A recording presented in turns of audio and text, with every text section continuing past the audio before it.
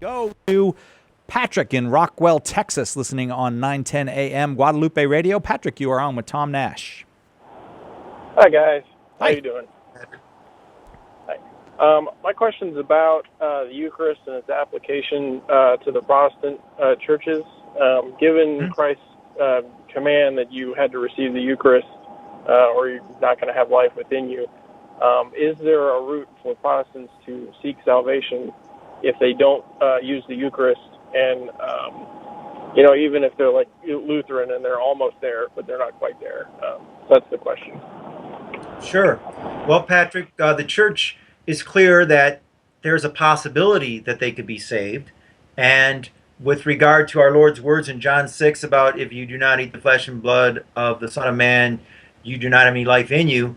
It's for as the Catechism will talk about, and again, I mentioned these passages earlier, but 846 to 848 of the Catechism, paragraph numbers 846 to 848, salvation of non-Catholics, and in this case, Christians, that it's those who, knowing that the church was made necessary by Christ for salvation, either refuse to remain in it or to enter into it, cannot be saved, because it's tantamount to rejecting Christ at that point.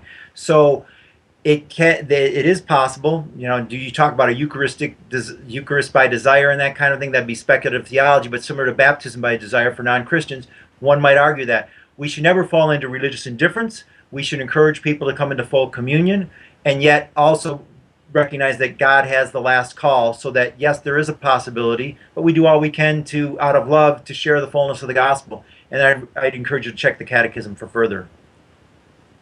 Okay, Patrick? Okay. Yeah, could I do a follow-up real quick? Or Yeah, sure. Go ahead. So it concerns my father, and he's attempting to become Catholic, but he's waiting for an annulment to go through.